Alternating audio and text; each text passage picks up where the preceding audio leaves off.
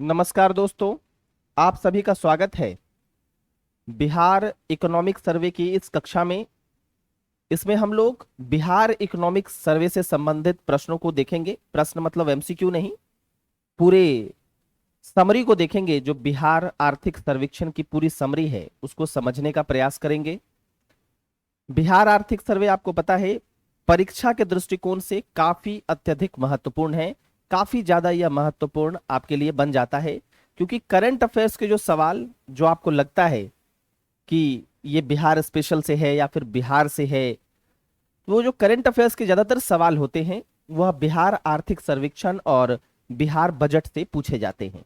इसके बाद मैं आपके लिए बिहार बजट का भी क्लास लेकर आऊंगा, लेकिन ये जो क्लास होगी यह बिहार आर्थिक सर्वेक्षण अर्थात बिहार इकोनॉमिक सर्वे की होगी। मैंने बताया भी है, पहले भी बताया है कि इकोनॉमिक सर्वे एक तरह से रिजल्ट कार्ड है कि हम लोगों ने लास्ट वन फाइनेंशियल ईयर में क्या जो है वो कितने टारगेट को हम लोगों ने अचीव किया, उसका एक तरह से आप रिजल्ट कार्ड इसको समझ सकते हैं। और बजट जो होता है वो आने वाले एक वर्ष का लेखा जोखा होता है कि अगले एक साल में हम लोग क्या करेंगे। ये पिछले एक साल का है, वो अगले एक साल में हम लोग क्या करेंगे। ठीक है, तो बिहार आर्थिक सर्वेक्षण 2021-22 का, ठीक है। तो 1 अप्रैल से लेकर आपको पता है कि 1 अप्रैल से 31 मार्च तक हमारा फाइनेंशियल ईयर होता है। 1 अप्रैल कोई भी, अगर जैसे 2021-22 लिखा है तो भारत का जो वित्तीय वर्ष होता है वो 1 अप्रैल 2021 से स्टार्ट होकर 31 मार्च 2022 तक चलता है।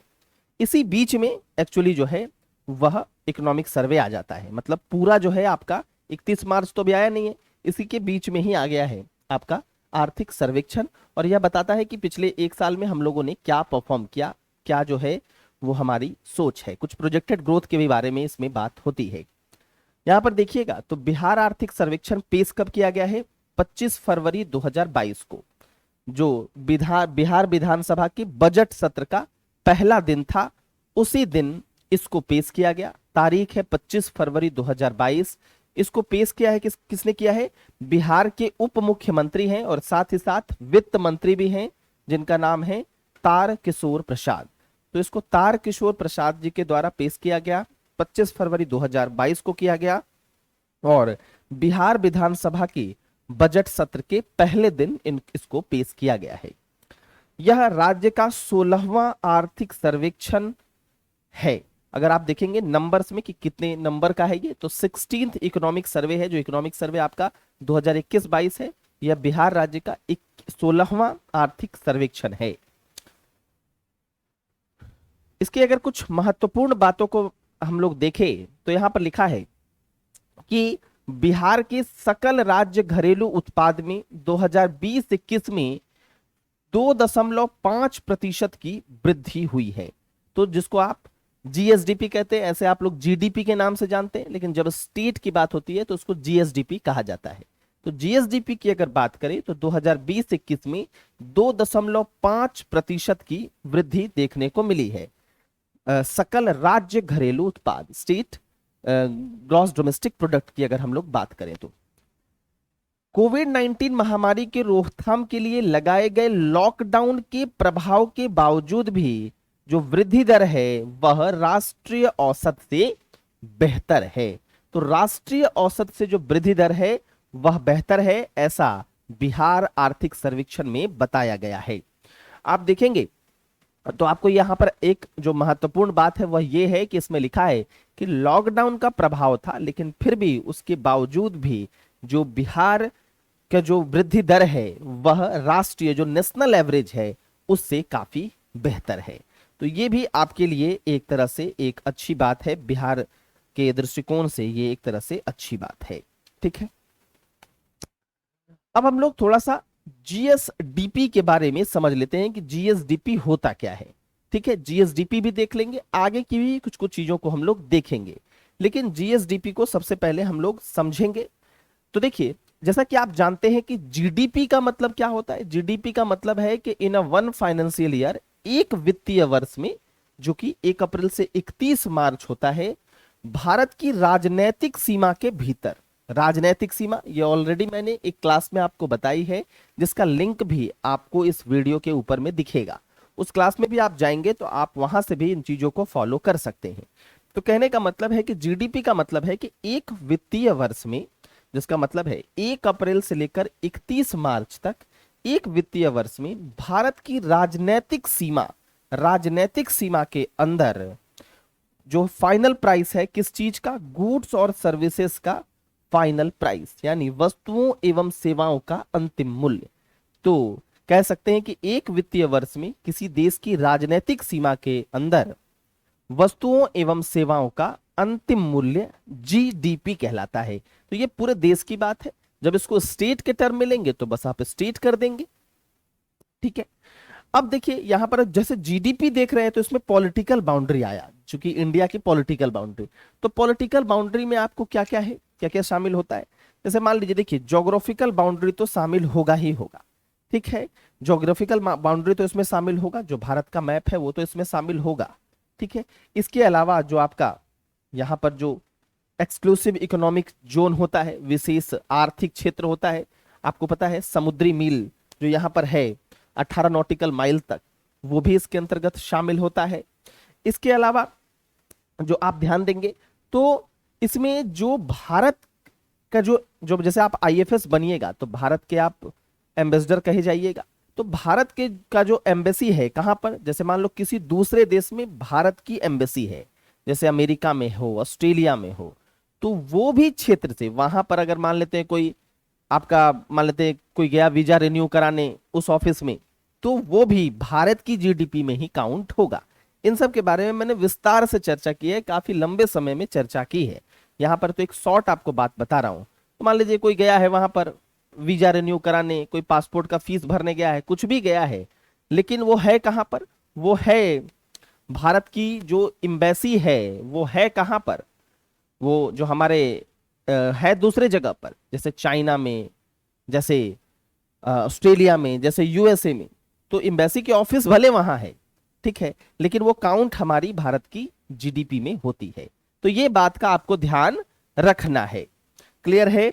तो यहां पर वही कहने का मतलब है कि एक वित्तीय वर्ष में भारत की राजनीतिक सीमा के अंदर, जिसमें ज्योग्राफिकल सीमा के साथ साथ जो एक्सक्लूसिव इकोनॉमिक जोन वाला जो इलाका है वह भी आता है, जहां पर जो है मछली पालन, मत्स्य पालन वाली एक्टिविटीज भी आपको देखने को मिलेगी, जो ये विशेष आर्थिक क्षेत्र है उसमें। साथ ही साथ जो हमारा जो भारत की एम्बेसी है जो दूसरे देशों में है वो भी आती है। तो एक वित्तीय वर्ष में भारत की राजनीतिक सीमा के अंदर वस्तुओं एवं सेवाओं का अंतिम मूल्य कहलाता है जीडीपी। अंतिम मूल्य का मतलब होता है कि इसमें इंटरमीडिएरीज को काउंट नहीं किया जाता है। जैसे मान लीजिए कि आप लैपटॉप है आपके पास, तो आप लैपटॉप में आपसे कोई पूछेगा तो आप कहेंगे कि 60,000 का है। ये थोड़े बताएंगे कि बैटरी का दाम इतना है, उसके फैन का दाम इतना है, उसमें मोटर का दाम इतना है। तो ये सब इंटरमीडिएरीज को काउंट नहीं किया जाता है, इसमें सीधा सीधी वस्तु के फाइनल प्राइस को काउंट किया जाता है।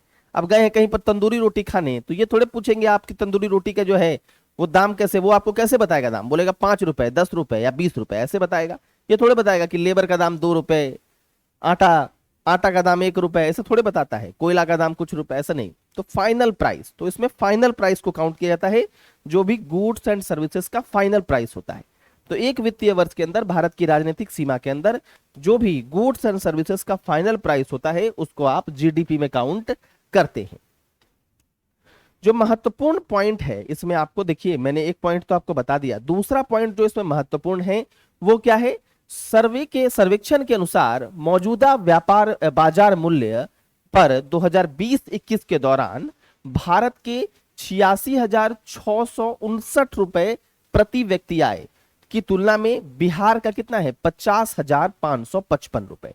तो भारत का जो पर कैपिटा इनकम है वो ज्यादा है और बिहार का जो पर कैपिटा इनकम है वो कम है। भारत का भी यहां लिखा हुआ है 86,659 रुपए और बिहार का भी प्रति व्यक्ति आय लिखा हुआ है। प्रति व्यक्ति आय को निकालने का तरीका क्या है, इसमें आपको राष्ट्रीय आय बटा जनसंख्या ये करेंगे तो आपका निकल जाएगा प्रति व्यक्ति आय, पर कैपिटा इनकम, मतलब पूरे देश की आय, और बटा जनसंख्या जब करेंगे तो निकल जाएगा आपका प्रति व्यक्ति आय, जब आप भारत की आय को निकालेंगे। तो अगर भारत की राष्ट्रीय आय की बात करें तो वो 86,659 है, और वहीं पर अगर बिहार की राष्ट्रीय आय की बात करें, मतलब बिहार राज्य के प्रति व्यक्ति आय की बात करें तो वो 50,555 रुपए है। पिछले 5 वर्षों में 2016-17 से 2020-21 के दौरान बिहार में प्राथमिक क्षेत्र में 2.3%, प्राथमिक क्षेत्र मतलब कृषि से संबंधित, कृषि और कृषि से संबंधित गतिविधि जैसे पशुपालन, मत्स्य पालन इत्यादि, प्राथमिक क्षेत्र में 2.3%, द्वितीयक क्षेत्र में जिसको आप सेकेंडरी सेक्टर कहते हैं, जिसमें कंस्ट्रक्शन ये सब आता है, इंडस्ट्रीज, मैन्युफैक्चरिंग ये सब आता है, इसमें जो है 4.8% और तृतीयक क्षेत्र में 8.5% की उच्चतम दर से वृद्धि हुई है। इतनी दर से वृद्धि हुई है, सोचिए काफी ठीक ठाक प्रोग्रेस है। 8.5% सबसे ज्यादा हुई है सेवा मतलब टर्शियरी सेक्टर में, या फिर आप तृतीयक क्षेत्र जिसको कहते हैं, सेवा क्षेत्र जिसको कहते हैं, उसमें 8.5% की उच्चतम दर से वृद्धि हुई है। राज्य में पिछले 5 वर्षों के दौरान, जैसे 2016-17 से 2020-21 की बात हो रही है, तो इसमें कृषि और संबंध क्षेत्रों में जो है अगर बात करें तो 2.1% की दर से केवल और कृषि और संबंधित क्षेत्र, यहां पर ऊपर में दिया है प्राथमिक क्षेत्र, उसमें जो प्राइमरी सेक्टर उसमें सब कुछ आ गया, यहां पर जो है कृषि और उससे संबंधित क्षेत्र की अगर बात कर रहे हैं तो पिछले 5 वर्ष में 2.1% की दर से वृद्धि हुई है। ठीक है, 2.1% की दर से कृषि और उससे संबंधित क्षेत्रों में हुई है। पॉइंट 3 अगर देखते हैं तो राज्य सरकार का जो कुल खर्च है वह पिछले वर्ष की तुलना में 13.4% बढ़कर 1,65,696 करोड़ रुपए पहुंच गया। ठीक है, 2020-21 की अगर बात हो रही है तो उस समय राज्य सरकार का जो खर्च है वो पिछले वर्ष की तुलना में क्या हुआ, 13.4% बढ़कर 1,65,696 करोड़ पहुंच गया, जिसमें 26,203 करोड़ रुपए किसमें है, पूंजीगत व्यय मतलब किसको कहते हैं, कैपिटल एक्सपेंडिचर, और 1,39,493 करोड़ रेवेन्यू एक्सपेंडिचर, राजस्व व्यय शामिल है। तो इतना जो है वो कैपिटल एक्सपेंडिचर है और इतना जो है वो रेवेन्यू एक्सपेंडिचर है, ये भी आपको ध्यान में रखना है। पिछले 5 वर्षों के दौरान कृषि और संबंध क्षेत्रों में 2.1% की वृद्धि हुई, ये तो मैंने आपको बता दिया। पशुधन और मत्स्य पालन की वृद्धि दर का तकरीबन 10% और 7% रही है। तो मतलब पशुधन जिसको आप पशुपालन कहते हैं, पशुधन और मत्स्य पालन में जो वृद्धि दर है वो 10% और 7% रही है पिछले 5 वर्षों के दौरान। ठीक है, इसमें पिछले 10 वर्ष में राज्य का शहरीकरण जो अर्बनाइजेशन है वह भी काफी तेजी से बढ़ा है। 2011 की जनगणना के अनुसार बिहार में शहरीकरण का दर मात्र 11.3% था, जो अभी लगभग 15.3% हो गया है। तो शहरीकरण का भी जो दर है वह भी काफी बढ़ गया है, तो शहरीकरण भी काफी बढ़ गया है, यह भी ध्यान देना है। ठीक है, अब यहां पर जैसे कि बात है, यहां पर आपको दिख रहा है पूंजीगत व्यय और इतना राजस्व व्यय दिख रहा है, तो कौन अच्छा होता है कौन खराब होता है, क्या होता है, इसके बारे में भी थोड़ा सा देख लेते हैं। देखिए, जो आप देखते हैं तो बजट में महत्वपूर्ण 2 कंपोनेंट है, एक राजस्व वाला, एक रेवेन्यू वाला, और दूसरा कैपिटल वाला। ठीक है, तो राजस्व कंपोनेंट में भी राजस्व आय होता है, राजस्व व्यय होता है। कैपिटल कंपोनेंट में भी कैपिटल इनकम और कैपिटल एक्सपेंडिचर होता है, मतलब पूंजीगत प्राप्ति और पूंजीगत खर्चा। ठीक है, तो राजस्व आय और राजस्व व्यय, ठीक है, और इधर पूंजीगत आय और पूंजीगत व्यय, इसके बारे में पूरी जानकारी आपको वीडियो के ऊपर जो लिंक दिख रही है उसमें है। ठीक है, तो मैं आपको बस थोड़ी सी यहां पर जानकारी प्रदान कर दे रहा हूं। अब देखिएगा, तो जैसे देखिए रेवेन्यू रिसिप्ट मतलब राजस्व आय की बात करते हैं तो इसमें लाइबिलिटी में कोई वृद्धि नहीं होती है और एसेट में कोई कमी नहीं होती है, यहां एंड लिखा हुआ है। वहीं पर अगर राजस्व व्यय की बात करें तो इसमें देयता मतलब लाइबिलिटी में कोई कमी नहीं होती है और परिसंपत्ति में कोई वृद्धि नहीं होती है राजस्व व्यय करने से। ठीक है, तो देखिए जब राजस्व व्यय करने से आप देख रहे हैं कि देयता भी आपकी कम नहीं हो रही, आपकी लाइबिलिटी भी कम नहीं हो रही है, और साथ ही साथ आपने देखा कि आपके एसेट में कोई वृद्धि नहीं हो रही है, तो आपके एसेट में भी वृद्धि नहीं हो रही है और आपकी देयता भी, आपको जितना देना है वो आपको देना है, वो भी कम नहीं हो रही है। तो इसीलिए राजस्व व्यय को अच्छा नहीं माना जाता है, ये ज्यादा नहीं होना चाहिए। ठीक है, ये ज्यादा नहीं होना चाहिए। ठीक है, राजस्व व्यय ज्यादा नहीं होना चाहिए। वहीं अगर आप कैपिटल रिसिप्ट को देखेंगे, पूंजीगत प्राप्ति को देखेंगे, तो इससे आपकी देयता बढ़ती है, इससे आपकी लाइबिलिटी बढ़ जाती है, देयता बढ़ जाती है, आपको देना पड़ेगा। तो इसके हिसाब से या फिर इसमें एसेट की कमी हो जाती है।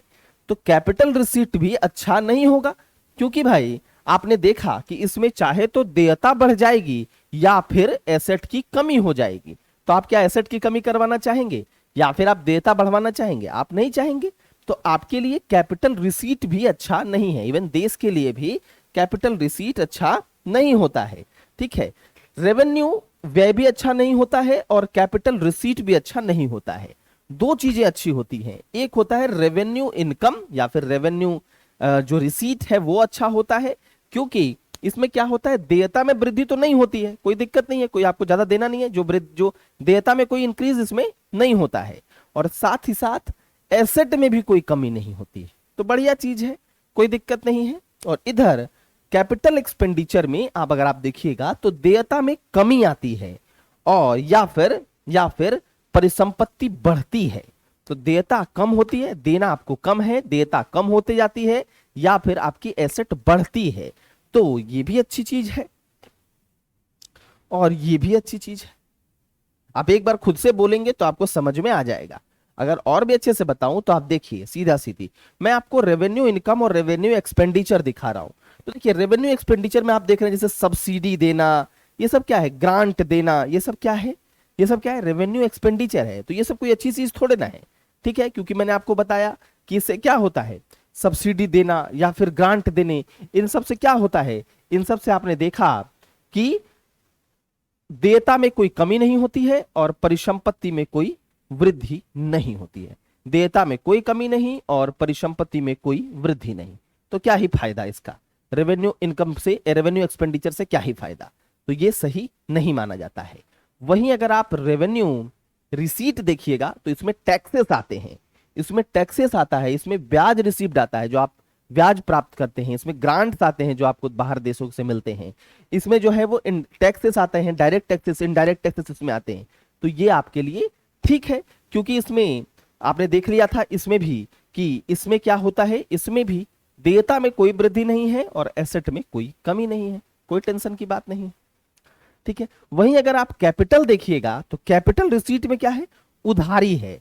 उधारी देखिए, चाहे तो आरबीआई से ले लीजिए या बाहर से ले लीजिए, या फिर आप डिसइन्वेस्टमेंट करिए, अपनी संपत्ति को बेच दीजिए, या फिर लोन रिकवर्ड डिस्कवर्ड करिए, लोन रिकवर्ड करिए। तो क्या है, डिसइन्वेस्टमेंट करना, विनिवेश करना। सरकार जो है वो विनिवेश का माध्यम चुनती है। आपको पता है कि मान लो किसी कंपनी में जो उसका अगर हक है तो उस हक को वो बेचती है, विनिवेश करती है, डिसइन्वेस्टमेंट करती है। तो ये भी अच्छा नहीं माना जाएगा।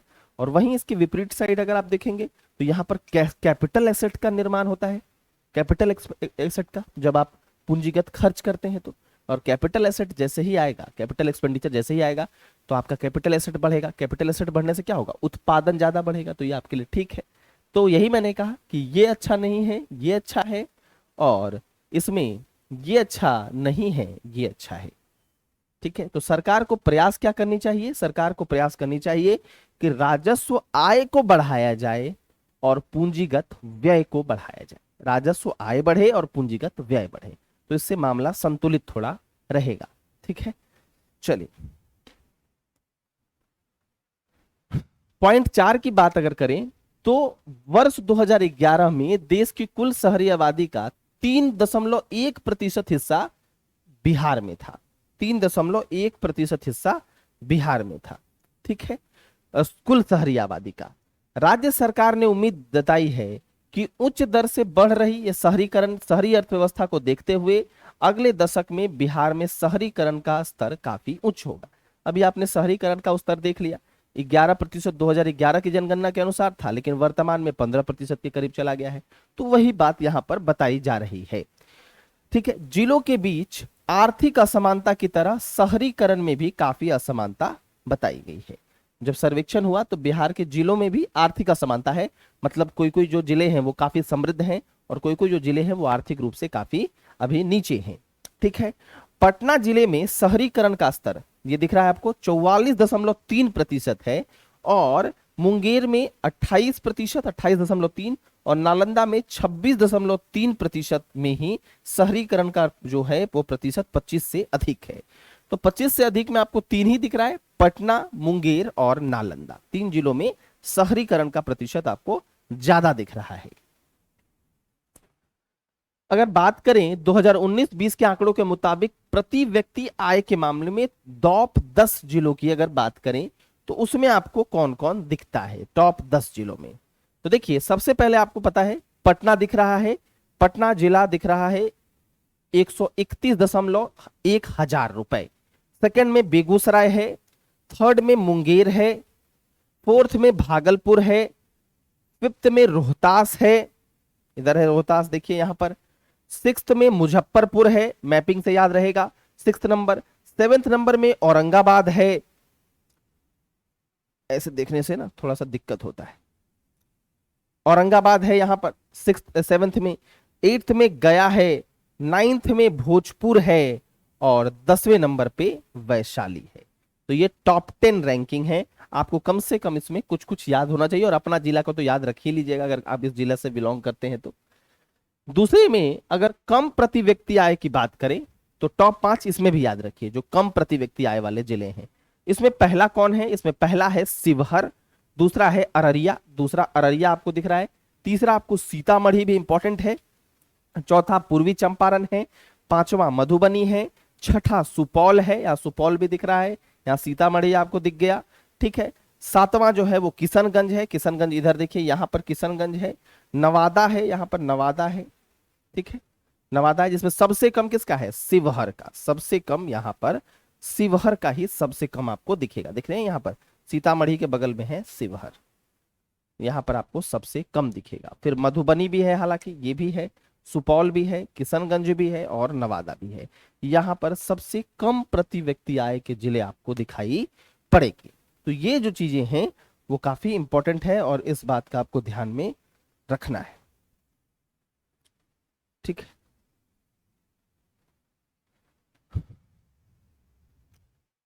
तो ये आपने देख लिया बिहार आर्थिक सर्वेक्षण से संबंधित कुछ बातों को।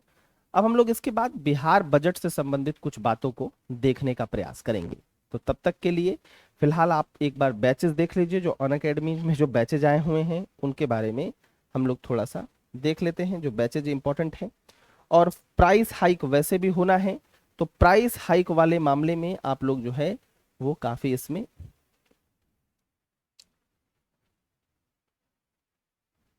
ठीक है। तो प्राइस हाइक होना है बीपीएससी का, तो प्राइस हाइक होगा और साथ ही साथ बिहार पुलिस के लिए भी जो है क्लासेस स्टार्ट होने वाली है, तो प्राइस हाइक भी होना है। तो आप लोग जो है प्राइस हाइक के पहले ही एडमिशन ले लीजिए और इसके लिए आप लोग जो कोड इस्तेमाल करेंगे वो कौन सा होगा, इसके लिए जो आप कोड इस्तेमाल करेंगे वो होगा